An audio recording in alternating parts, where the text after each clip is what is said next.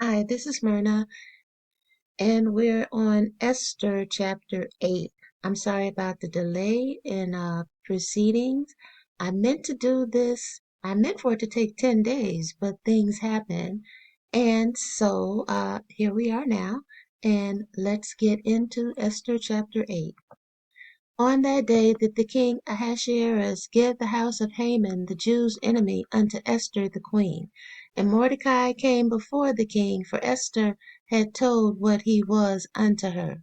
And the king took off his ring which he had taken from Haman, and gave it unto Mordecai. And Esther set Mordecai over the house of Haman. And Esther spake yet again before the king, and fell down at his feet, and besought him with tears to put away the mischief of Haman the Agagite, and his device that he had devised against the Jews. Then the king held out the golden scepter toward Esther. So Esther arose and stood before the king, and said, If it please the king, and if I have favor in his sight, and the thing seem right before the king, and I be pleasing in his eyes, let it be written to reverse the letters devised by Haman the son of Hammedatha the Agagite, which he wrote to destroy the Jews which are in all the king's provinces. For how can I endure to see the evil that shall come upon my people? Or how can I endure to see the destruction of my kindred? Then the king Ahasuerus said unto Esther the queen, and to Mordecai the Jew, Behold, I have given Esther the house of Haman, and him they have hanged upon the gallows, because he laid his hand upon the Jews. Write ye also for the Jews, as it liketh you, in the king's name, and seal it with the king's ring. For the writing which is written in the king's name, and sealed with the king's ring, may no man reverse. Then were the king's scribes called at that time in the 3rd month, that is the month Sivan, on the 23 day thereof. And it was written according to all that Mordecai commanded unto the Jews, and to the lieutenants, and the deputies and rulers of the provinces which are from India unto Ethiopia, 127 provinces, unto every province according to the writing thereof, and unto every people after their language, and to the Jews according to their writing and according to their language. And he wrote in the king Ahasuerus' name, and sealed it with the king's ring, and sent letters by posts on horseback, and riders on mules, camels, and young dromedaries, wherein the king granted the Jews which were in every city to gather themselves together, and to stand for their life, to destroy, to slay, and to cause to perish all the power of the people and province that would assault them, both little ones and women, and to take the spoil of them for prey. Excuse me. Upon one day in all the provinces of King Ahasuerus, namely upon the 13th day of the 12th month, which is the month Adar, of the writing for a commandment to be given in every province was published unto all people, and that the Jews should be ready against that day to avenge themselves on their enemies. So the posts that rode upon mules and camels went out, being hastened and pressed on by the king's commandment, and the decree was given at Shushan the palace. And Mordecai went out from the presence of the king in royal apparel of blue and white, and with a great crown of gold, and with a garment of fine linen and purple. And the city of Shushan rejoiced and was glad. The Jews had light and gladness and joy and honor. And in every province and in every city, whithersoever the king's commandment and his decree came, the Jews had joy and gladness, a feast and a good day. And many of the people of the land became Jews, for the fear of the Jews fell upon them. Now, I've been giving this a lot of thought, and I'm not saying my what I deduced was correct. I'm always hope I'm always happy for someone to tell me if I'm going wrong or to give me a suggestion. So, what I think that Queen Esther is about mixed people and how they can be in positions that, um, what is it, totally black people or Israelite, unmixed people might not be given privy to. Because, as I said, and I don't think anybody else has ever really looked at what nationality, what ethnicity the people of the Bible might have been. Generally, it was accepted that everybody in the Bible was white because we were taught that everything good was white. We even had pictures of what is it, the Last Supper. Everybody's white. All the pictures, the Ten Commandments rather, all white. So we just assumed they were all white.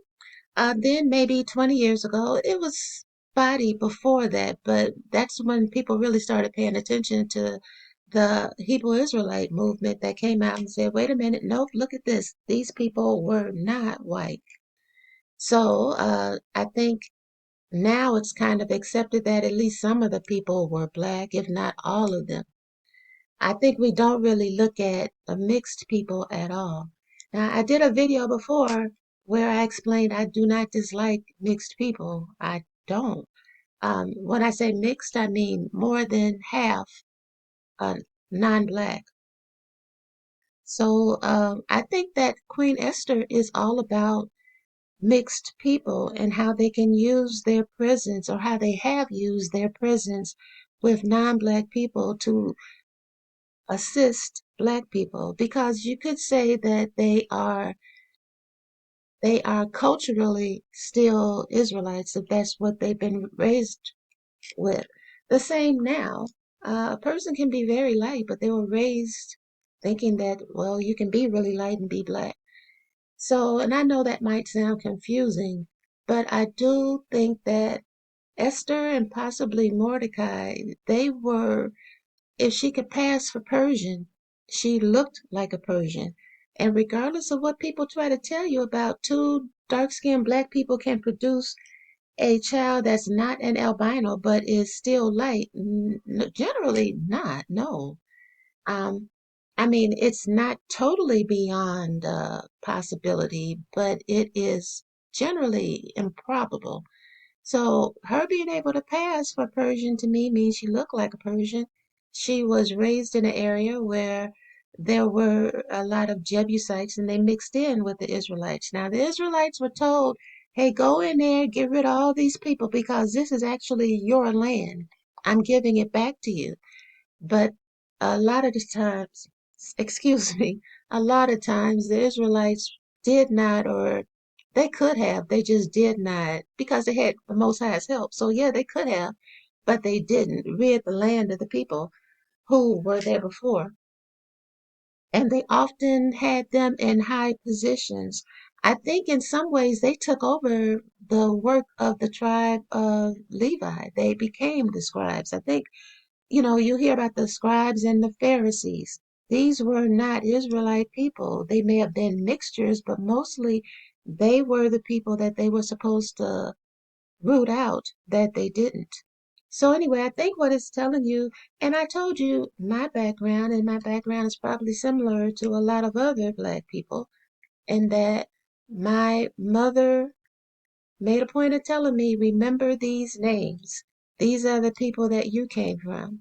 And she traced her maternal line because her mother was the owner of a farm.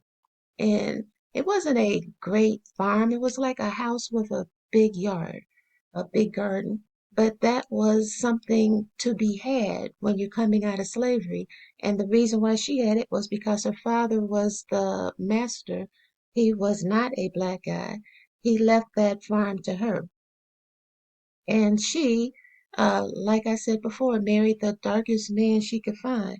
So I think that the story of Esther in a way is celebrating the contributions of non-black people, how, or mixed black people, how the Most High can use whoever he wants to. Now, I also read somewhere that Queen Esther became the mother of Cyrus the Great. And to me, that made a lot of sense because why was Cyrus so quick to want to help the people who were his servants? Well, because his mom was mixed with them and she identified with them, and the Most High used her and her uncle Mordecai to save the people. So Don't think I dislike light-skinned people. A lot of the people in my family are light-skinned. My mom was arguably kind of light-skinned. I don't know. She always said she was brown-skinned, but um, other people, when they mention her, will say she was light-skinned. So I think she was maybe like that kind of borderline or something. Um, but I don't think you should worship anybody, but everybody makes their contributions, and the contributions should be honored. So I want to say that. Even though I might say, well, I don't think that's a black person, that's a mixed person. Well, they have their parts too. They have their places too. And when you look at the history of black people in America, generally white people, as much as they like to say they're colorblind, they gave far more opportunities, and they still do, to basically their children. I think people don't really think about that, but when you think about the slave trade and how they favored light-skinned slaves, but they still sold them, these were their children.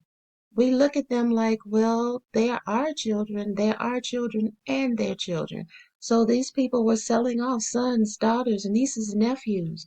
They you would number one expect you don't do that to your own children, but if you do, yeah, I think you could at least give them a superior position. But these are just things to consider and things I was thinking about from looking at Esther and wondering, what does all this mean? Especially, let's see, where was I looking at that at? When you look at chapter, well, 8, verse 17. And it says, and many of the people of the land became Jews, for the fear of the Jews fell upon them. Okay, I don't think you can become a Jew. Now, I know that that sounds crazy, but Jews are descendants of Judah. You either are a descendant of Judah or you aren't a descendant of Judah. If you marry a descendant of Judah, you still aren't a descendant of Judah, but if you have children, that child is a descendant of Judah. So I think this whole thing with Esther is to tell you about how the Most High has used mixed race people because they can get into positions maybe more recognizably Israel or black people couldn't get into. And I think that that should be honored. But I think also, no, if you read Ezra and Nehemiah, you're born a Jew or you're born not a Jew. You can't become one. You can follow the religion. Great, yeah, yeah, do that. But it still doesn't make you a Jew. It just makes you whatever you are following those religious practices. And if you have children with the Jew, the children are half Jewish. They are still not Jewish. Well, look at the Samaritans. It's a whole nation of people who, uh, the I think it's the northern tribe, the tribe that was being led by Ephraim. They married out a lot, but their children were not considered Jews. They were called Samaritans. And even though you have the Good Samaritan, the story of the Good Samaritan and the woman by the well, it never once said, well, we are the same. No, you can be a great person, but you're still not a Jew. But these are just things to consider. And like I said, I don't tend to dislike anybody. I don't have to. I mean, if you do something personally, I dislike the individual, but if you do something to somebody I care about, or just see you doing something horrible, well, then yeah, I don't particularly like you, but it's not your whole group. It's just you. So, didn't mean to ramble, and I hope that, this provides some thought for anybody because we're here to to move and to think. Somebody said, I think, therefore I am. I'm not sure about that. I have to think about that. But anyway, you guys, if you have any questions or comments or concerns, please leave them in the comments. I love every single one of your comments. And you guys have a great day.